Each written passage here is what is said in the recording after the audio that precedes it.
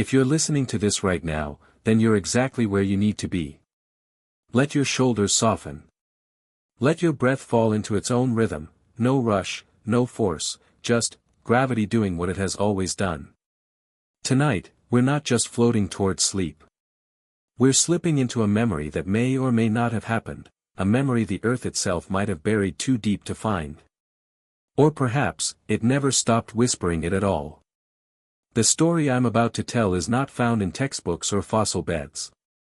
It's not a tale with names or dates, but one that moves like wind across sand, quiet, slow, undeniable. It begins with a pause. Not yours, not mine, but a planetary pause. A hesitation. There was once a moment, so brief, it could fit inside a blink, when the earth almost forgot to spin. A breath between heartbeats. A hush so complete, even light seemed unsure whether to move forward or hold still. What if that moment lasted longer than it should have? What if the sky tilted, the sea leaned, and the winds lost their compass? We are not here to answer these questions. We are here to feel them. To let them echo in the stillness behind our eyes. So if your eyelids are growing heavy, let them fall. Let the edges of your thoughts blur like the edge of night against the last warmth of day. You don't need to follow every word. Just drift, as Earth once did, not forward, not back. Just still. Ready? Let's begin. Have you ever wondered what keeps the world turning? We are taught its momentum, physics, the conservation of angular motion, a rule so ancient it predates even the stars we now watch with telescopes and folded hands. But beneath all the formulas, beneath the spinning numbers, there's something more delicate, more primal, rhythm. Not just movement, but the memory of movement. The echo of the very first spin, the twirl that set everything in motion like the flick of a finger across still water. But what if rhythm could falter? What if, long before time had teeth or calendars, there was a day, no, not even a day, perhaps just a single sigh, when the earth paused? It wouldn't have been violent. Not the kind of stop that tears mountains apart or silences oceans mid-roar. No. This would be quieter. A stutter. A forgotten note in an otherwise seamless song. A moment when the planet forgot the next step in its dance and stood frozen between beats.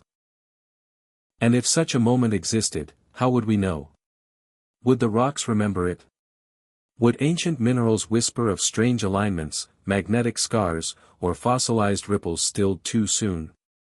Would the tides tell stories to the shore of a sea that once leaned too far in one direction, never returning?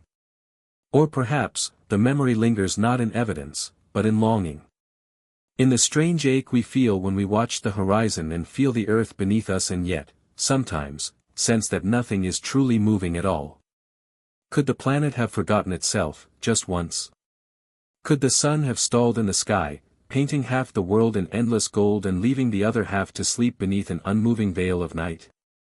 Could life have whispered into that silence? Could silence have answered? I ask not to find the truth, but to open the door to it. Not all stories need proof.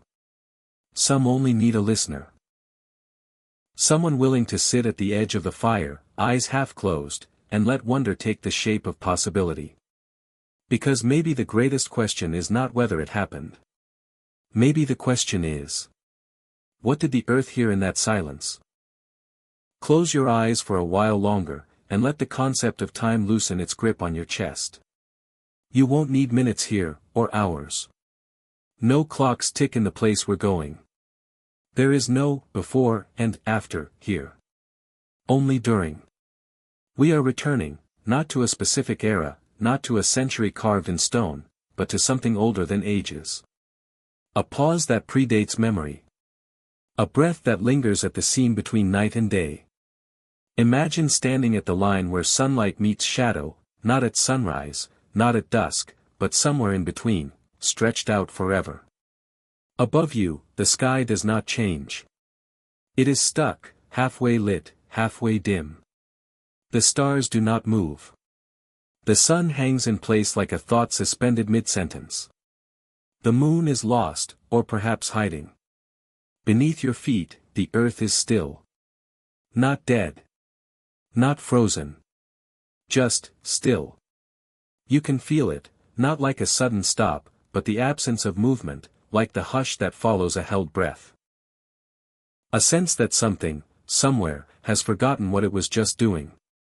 Mountains stand awkwardly, casting shadows in one direction without ever shifting. Trees, if there are any, do not sway, because the wind has nowhere to go. The air feels thick, uncertain, like it's waiting for instruction. Waiting for permission to move again. And the oceans? They are not calm. They are not still. They are, leaning.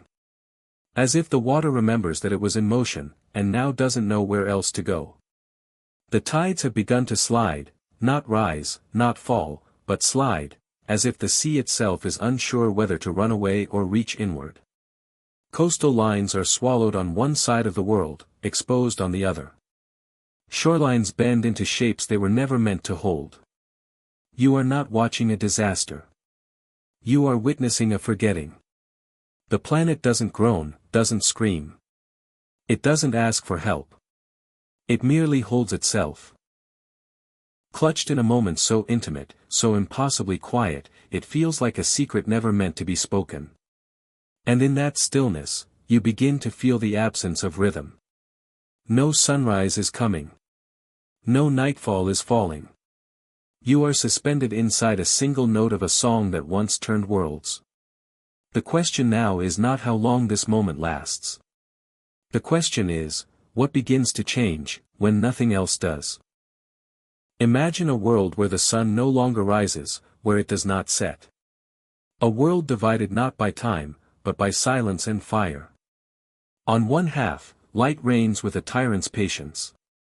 The sun, once a traveling companion, now hangs overhead like an indifferent god, pouring its heat downward in an eternal cascade.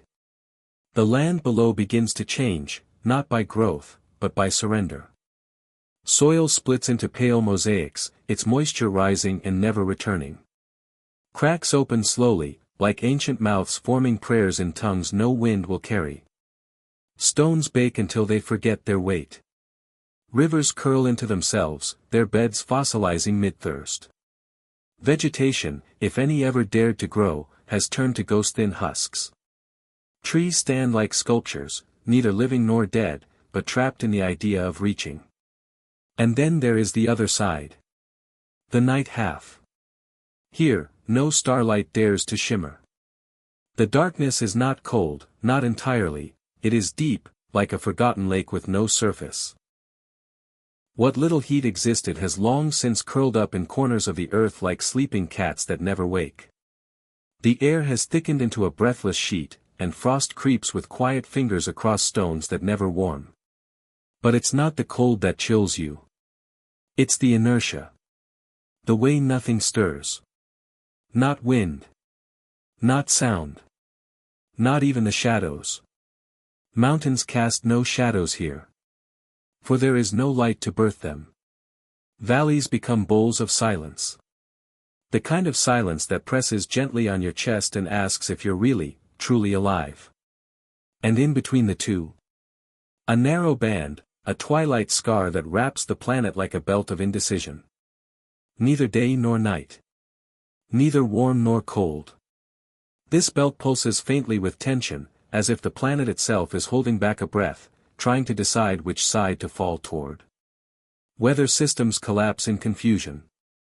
Clouds, untethered by Coriolis winds, gather in sullen spirals and hang motionless, gray beasts with no instinct to roam.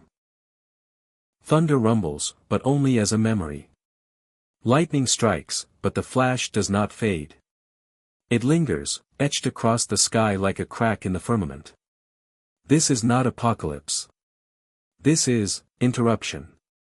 The earth has not died. It is simply between motions. Between beats. Between stories.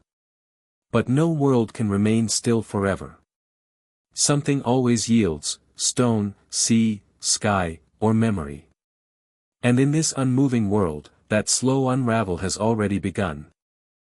From far enough away, Earth has always looked like a dancer mid-spin, arms outstretched, skirt of clouds flared around her blue body. A rhythm drawn not from music, but from mass and memory.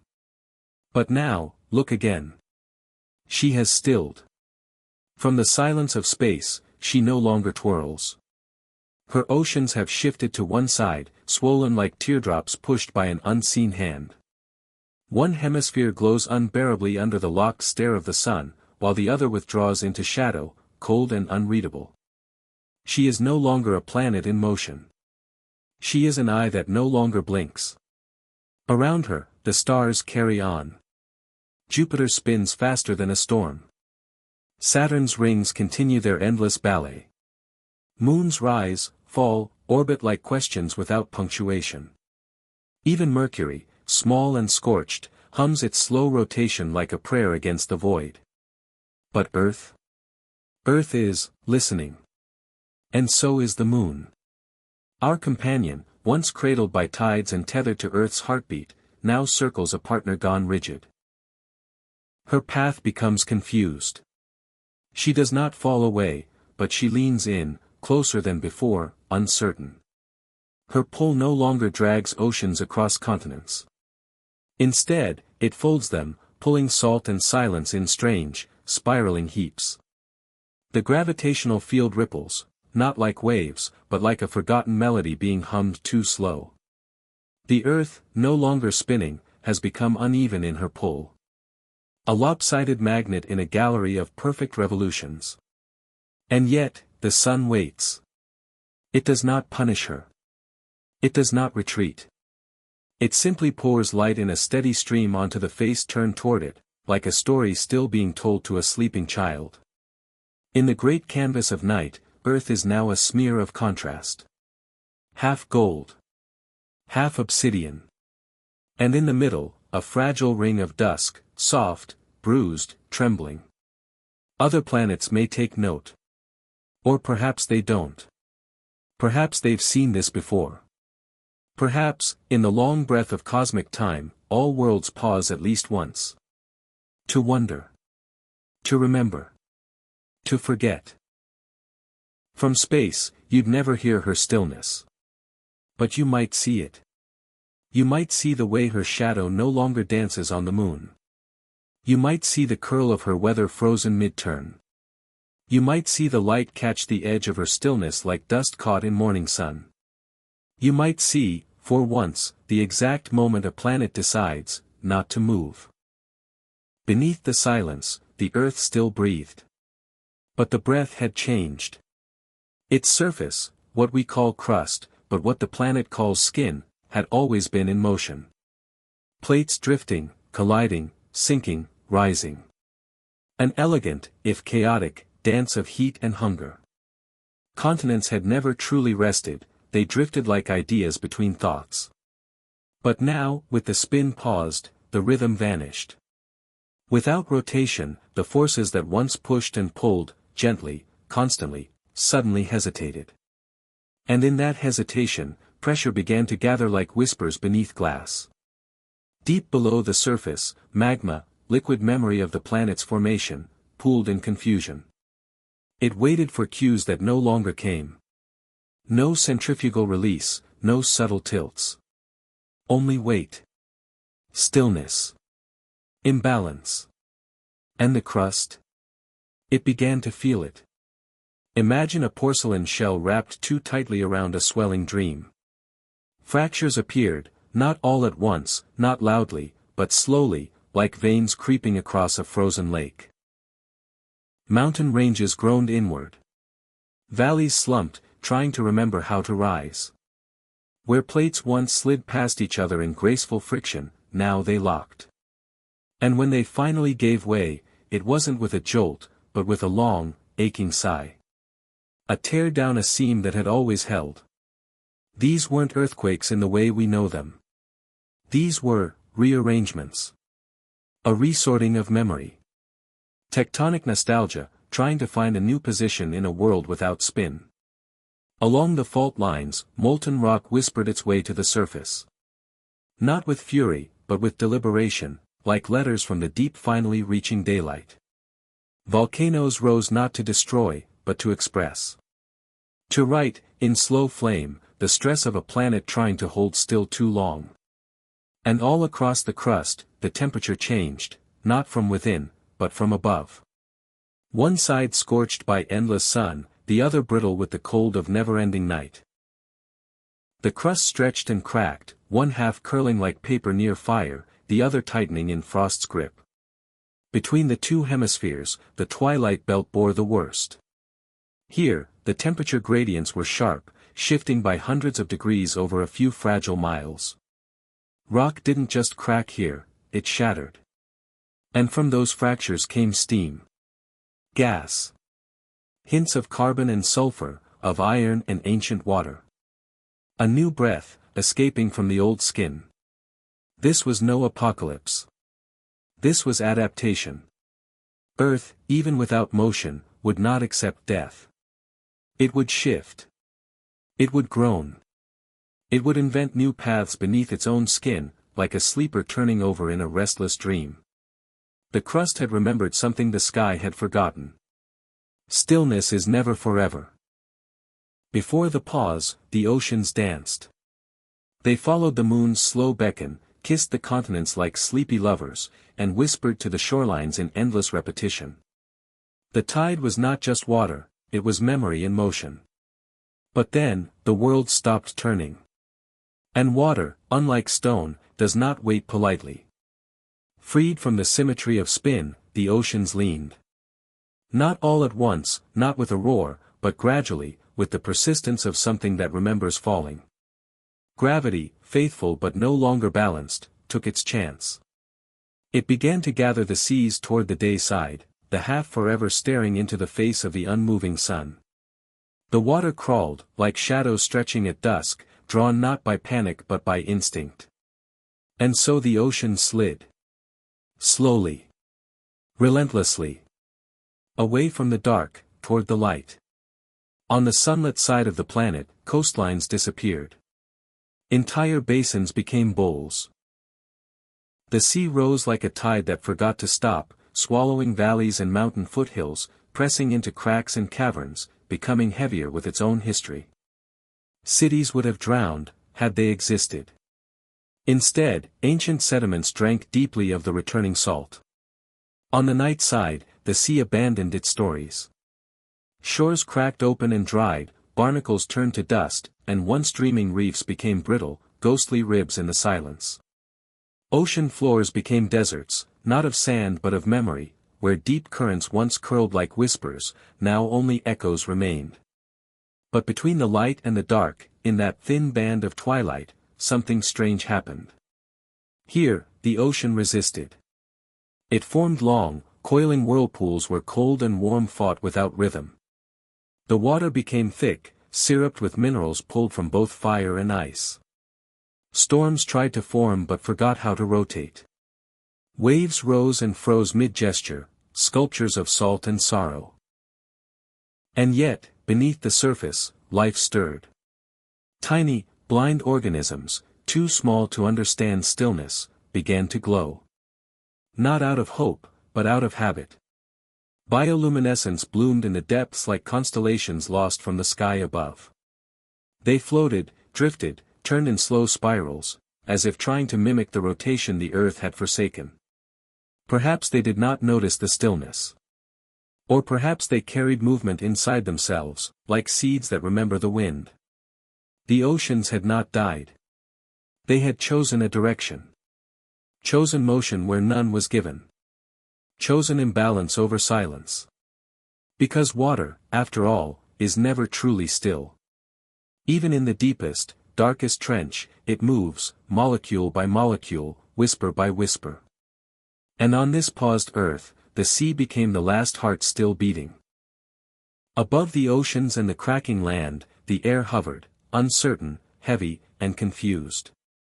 It had once been a wanderer, always moving, always rearranging. Breezes followed heat. Jet streams arched like invisible rivers. Storms had names, and winds had direction. But now, the compass had vanished. Without the spin, without the swirl of planetary motion, the atmosphere became a waiting room. It gathered where it once flowed, thickened where it once thinned. Warm air clung to the day side like breath trapped beneath glass. Cold air congealed in the endless night like a forgotten sigh that refused to fade. On the sunward face of the planet, the atmosphere swelled, dense, shimmering with steam, weighed down by the constant stare of the unmoving star. Clouds, unable to drift, became towers, immense and unmoving. Thunderheads that stretched up but never walked. Moisture boiled into the air and remained there, pressing down like a second skin. The sky itself sweated. And in the dark, the air forgot how to rise. Here, the molecules slowed, crowded together like people huddled in the back of a room with no door. No wind. No weather. Just a deep, unmoving frost. Ammonia and methane settled into the lower atmosphere, curling close to the ground like sleeping animals, untouched and unbothered by sun or motion. In the twilight band, where warmth met cold, where motion once thrived, the sky became a battlefield of memory. Clouds twisted upon themselves without progress. Storms began but never arrived. Raindrops formed midair and hovered, suspended between choice and gravity. There was sound in the sky, too, but not what you'd expect. It wasn't the howl of wind or the roll of thunder. It was something more subtle, the groan of imbalance. The hiss of pressure looking for relief. The crackle of molecules remembering movement. And something else, something only the air could know. A scent. The scent of minerals exposed too long to light. Of salt lifted from oceans leaning too far. Of gas unbound from the deep earth, carbon dioxide, sulfur dioxide, hints of hydrogen, and the first traces of oxygen, not yet understood. No lungs had yet formed to breathe it. No creatures had yet learned to fear or love the wind.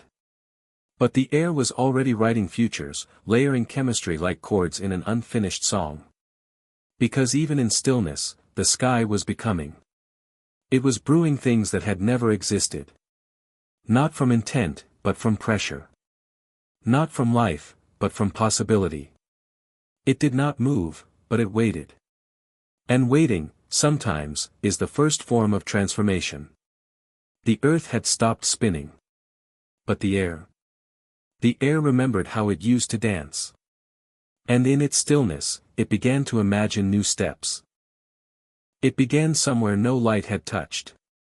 Not in forests, they didn't yet exist. Not in tidipools, they had no shores to settle. But in the cracks. In the warm, mineral-rich fractures of the deep earth. Where pressure whispered louder than sound, and heat pulsed like a secret heartbeat beneath still oceans. Here, life did not begin with triumph. It began with accident. Molecules, long adrift, folded into themselves, not because they knew how, but because the world had left them no other game to play. Chains of carbon wove together under the weight of warmth and chemistry. Membranes formed like skin trying to hold a thought. And in that quiet, improbable moment, something stirred. It did not have purpose. It did not have language. It didn't even have awareness. But it moved. Not far. Not fast. But enough. Enough to matter. These first beings were not what we imagine when we say life. They were not creatures. They were persistence. They were refusal. They were the smallest yes ever spoken in a world full of silence. And what did they see? Nothing. They had no eyes. No need for them in a world without day or night. They lived by touch, by chemical whispers passed from one cell to the next. They fed on heat, on iron, on sulfur. They existed not above the earth, but inside it. Tucked into the folds of a planet still holding its breath. The earth did not notice them. The stars did not watch. But still, they divided. Repaired. Remembered. Repeated. And slowly, oh, so slowly, some of them drifted. Lifted. Found the edges of warm water, the shimmer of gases not yet born into wind. Some rose near volcanic vents, where plumes of heat carved open the dark like prayers escaping from stone. They did not know they were changing the planet. They did not know the air would someday carry their exhalations. They did not know that in their stillness, they were beginning motion again. But that is the secret of life. It does not need awareness to awaken a world. It only needs to try. So, in the belly of a planet that had forgotten how to turn, something small turned anyway. Turned inward. Turned forward. Turned into life. And the earth, though still silent, had just begun to dream again. It began with bubbles. Not the kind children blow into sunlight, but smaller, so small they rose not with joy, but with instinct. Invisible sighs, released by cells too ancient to know they were making air. They did not mean to change the world. They only meant to survive. Somewhere in the shallows of a sea that leaned toward the light, a new kind of cell stirred. It had learned, through accident and time, how to catch photons, the rare, golden ghosts of sunlight that made it through the thick, unmoving sky. And in catching that light, it learned to transform it. Light into energy. Carbon into substance. Water into breath. And from that breath came oxygen. Not in great floods, not in storms. But in pulses. Tiny, golden, floating threads that rose slowly from microbial mats, from slime clinging to wet stone, from colonies that grew like thoughts across the floor of the world. The planet didn't notice at first. Oxygen, after all, was not a welcome guest. It was reactive. Aggressive. Toxic to the life that birthed it. But it was relentless. And it began to gather. At first, it found iron. So much iron, drifting in the seas like dissolved blood. The oxygen clung to it, kissed it, changed it. Rusted it. The seas turned red, not from heat or blood, but from chemistry, an oxidation not of intention, but of inevitability. For thousands, then millions of years, this quiet war continued. Life exhaled. The planet absorbed. Iron rained to the seafloor, layering in bands like tree rings in the stone. Each line a memory. Each layer a whisper, here, we breathed. And when the iron was no longer enough, when the seas had swallowed all they could, the oxygen had nowhere left to go. So it began to rise. Upward. Into the sky. And there, something extraordinary happened. The atmosphere began to shift. The air, once thick with gases that made no room for flame or flight, began to change composition. Invisible percentages tilted. Mixtures evolved. Reactions quickened. And with this new air, the planet began to listen differently. Light scattered. Skies lightened. New molecules emerged, opening doors that had never been imagined. The cells did not celebrate. They did not even notice. They continued, as they always had, building colonies, feeding on light, exhaling futures. They had no gods, no names, no goals. But they had changed everything.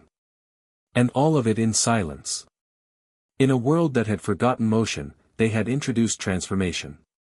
Not with storms, but with breath. Not with conquest, but with chemistry. Not with plans, but with patience. Sometimes, the most profound revolutions begin with something too small to see, and too quiet to hear. There was no sound. Not because something had silenced it, but because nothing had yet learned how to make it. This was a world without birds, without leaves, without breath drawn through lungs. No rustling, no calls, no footsteps. Just a stillness so complete, even thought would seem loud if it dared to arrive. The oceans did not crash, they leaned. The wind did not howl, it waited. The ground did not groan, it remembered. What broke the silence was not noise, but texture. The rustle of molecules, so faint they were felt more than heard.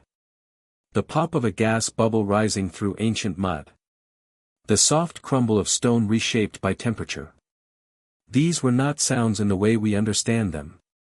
They were events. Moments. Movements without audience. If you could walk this world, and you could not, you would hear your own heartbeat echo louder than the mountains. Your breath would feel like thunder against the hush. Your footstep, even if light, would fracture the calm like a drop in a bowl of ink.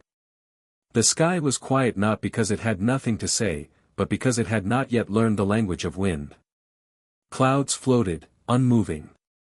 Lightning sometimes flashed, but the thunder had nowhere to go, trapped in pressure layers, swallowed before birth. The trees had not yet arrived to rustle. The insects had not yet evolved to buzz. Even the earth's crust, though cracked and restless, broke in slow motion, too gradual to scream. And so the world remained wrapped in its own breathless suspension, as if sound itself were holding back. Waiting. Not in dread. But in reverence. Because before noise, there must be space. Before music, silence. Before voice, stillness. In the caverns below the ocean, microbial mats expanded silently like forgotten maps. On the sunlit shores, mats of photosynthesizers lay dormant in the heat, exhaling oxygen without applause. In the polar shadows, nothing moved. But even there, absence had weight. This was not a lifeless world. It was a listening one. And perhaps, even now, Earth remembers this period with tenderness, not as emptiness, but as the last time she was entirely alone with her thoughts. Because sound would come. Wings would beat. Water would churn. Voices would rise. But here, in this unmoving epoch, the planet held its breath, and in doing so, came to know itself more fully than it ever would again. Before there were maps, there were memories, etched not in ink, but in stone. And though the earth no longer spun, it had not forgotten how to shift. Beneath its crust, convection stirred like dreams under heavy blankets. Molten rock still climbed, still cooled, still folded itself into the unfamiliar geometry of beginnings. Without rotation to guide the process, the planet improvised. It did not erupt, it formed. Here, the first fragments of continents began to rise. Not whole, not beautiful, but earnest. Slabs of buoyant crust lifted above the denser mantle, like islands of thought emerging from a sea of heat. They clustered together, drifted apart, collided, not with speed, but with purposeless persistence. They had no destination, only motion. These were not the continents we know. They had no forests, no rivers, no beasts. They were bare, jagged, raw. Scars rising into air that hadn't yet decided how to carry weather. The rocks that composed them, greenstones, basalts, granites, were ancient not just in age, but in voice. They bore minerals that had not yet met oxygen, that still glimmered with the clarity of untouched origin. Their shapes were awkward, as if the planet was learning how to sculpt with trembling hands. Along fault lines, ranges began to bulge, ridges without names, peaks without snow, crests that would one day be continents' bones. They did not erupt from violence. They emerged, slowly, deliberately, like thoughts half-formed and left on the edge of sleep. And between them, belts. Long, folded belts of rock, twisted like cloth wrung dry. These were the greenstone belts, some of the oldest surface records the earth would ever write. Their stones pressed together by time and heat, remembering collisions, remembering magma, remembering silence. If you could touch them then, they would be warm. Not from sunlight, sunlight was a stranger here, but from the heat of becoming. They would hum faintly, not with sound, but with the resonance of pressure. Of tectonics. Of intention without awareness. And scattered between these rising forms, shallow basins gathered remnants, layers of ash, of sediment, of microscopic life. Not fossils, yet. Just impressions. Just the early outlines of remembrance. These structures were not stable. They would shift again. Erode. Collide. Rejoin. But for now, they stood. They existed. They gave the earth a face. Not a complete face, not yet, but the first lines of expression.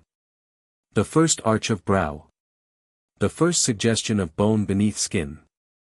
And though the sky remained unmoving, and the oceans leaned, and the air waited, the land, this land, was already speaking. Not in words, but in form. When the earth stopped spinning, balance didn't disappear, it unraveled. The sunward side of the planet continued to burn, not in flames but in endurance. Daylight, once a traveler, had become a tyrant. It pressed down without pause, boiling oceans into clouds that had nowhere to go, baking continents into glassy plains.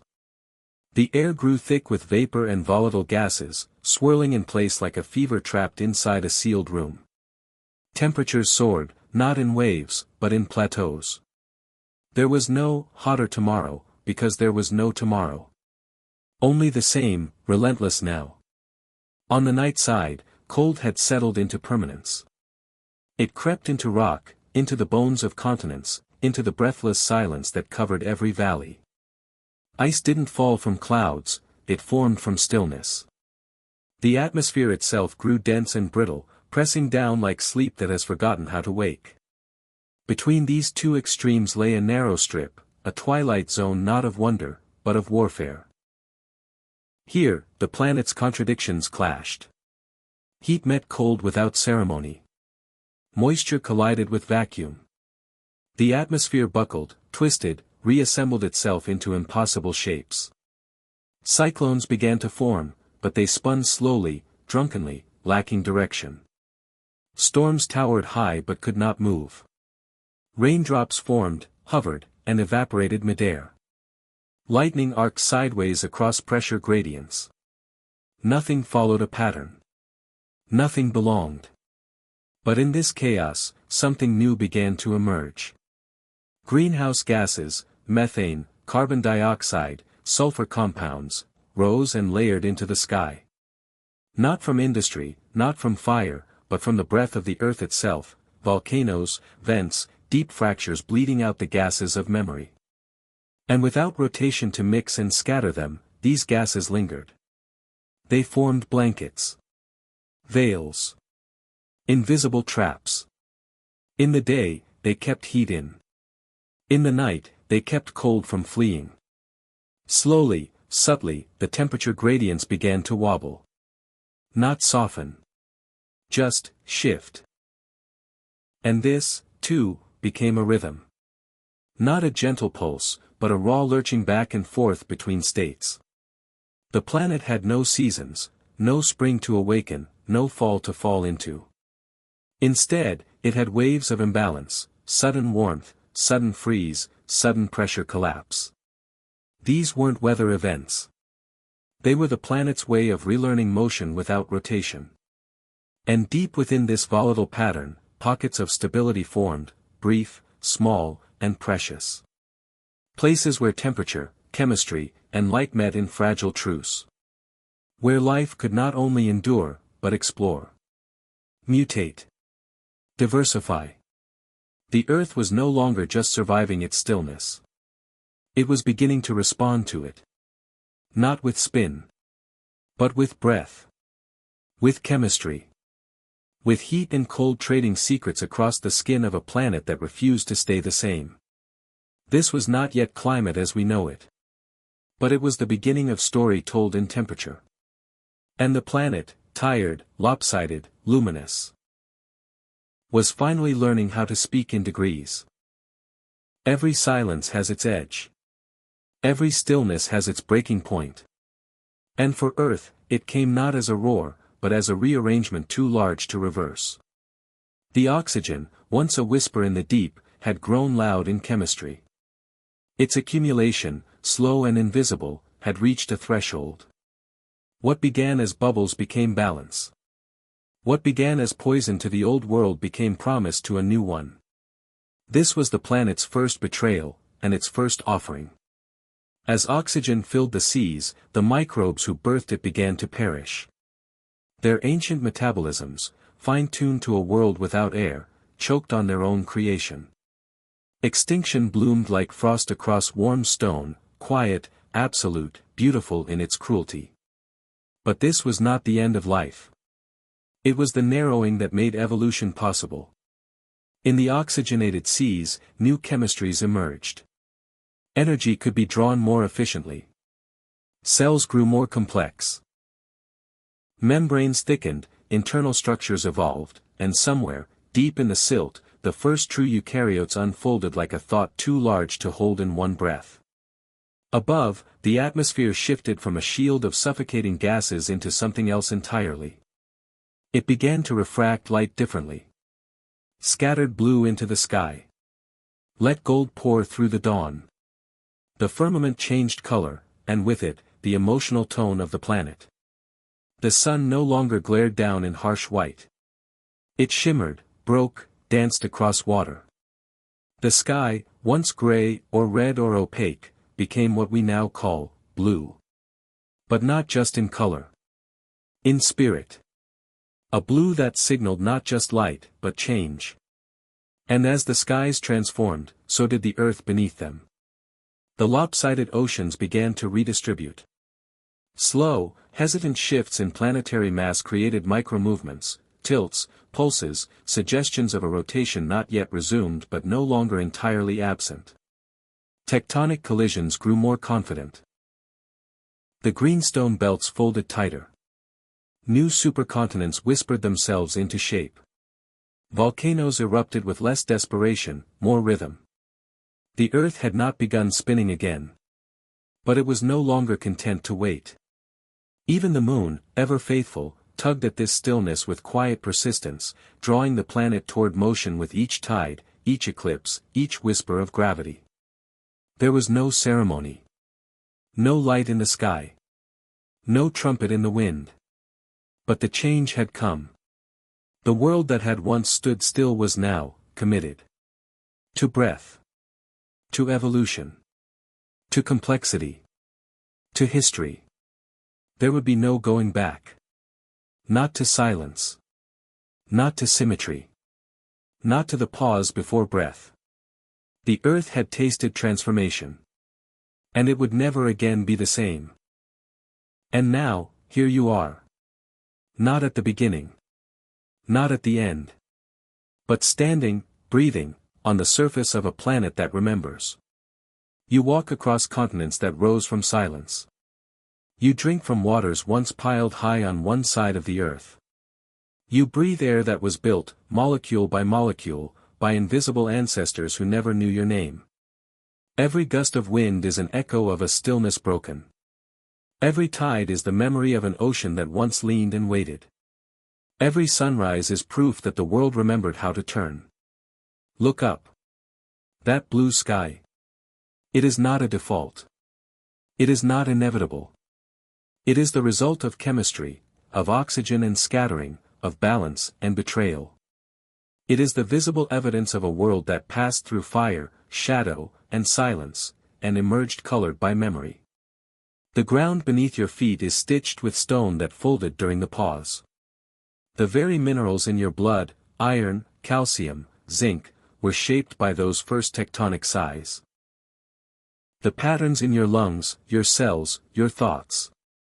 They are not separate from Earth's past. They are its continuation. You are not on this planet. You are of it. The silence that once blanketed the globe is not gone.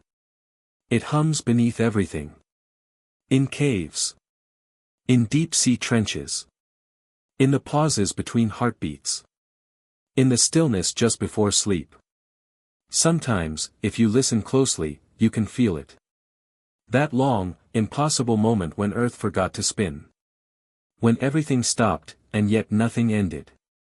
When life, against all odds, whispered yes in the face of no motion. And now, each day, the planet turns. Quietly. Steadily. Not because it must. But because once, long ago, it learned how not to. And in remembering that stillness, it chose movement. Just as you do. With each step. With each breath. With each tiny, irreversible decision to continue. Maybe it never really happened. Maybe the earth never stopped spinning. Maybe all of this is just a bedtime story told by gravity to lull restless planets into dreams. Or maybe it did. Maybe, for a moment too long to measure and too short to capture, the earth paused. Not to break. Not to die. But to listen. To itself. To its heat. To the faintest tremble of molecules rearranging purpose. To the first breath of things that did not yet know how to want. And in that silence, something shifted, not in the crust or the sky, but in the soul of the world. A vow, made without language, to continue. No matter the heat. No matter the cold. No matter the absence of spin or sound or stars that cared to watch.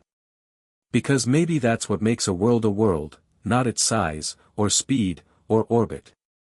But its decision. To begin again. To move again. To try, without guarantee. Tonight, as you lie still, the earth beneath you does not. It spins. Not quickly. Not perfectly. But with memory in its bones. A memory of what it's like. To be still. To be lost. To be on the edge of forgetting. And to choose, quietly, without applause. To become. So sleep now. You're safe on a planet that once forgot how to move, and chose to anyway. And tomorrow, when you wake, it will still be turning. Because that's what Earth does. And so do you.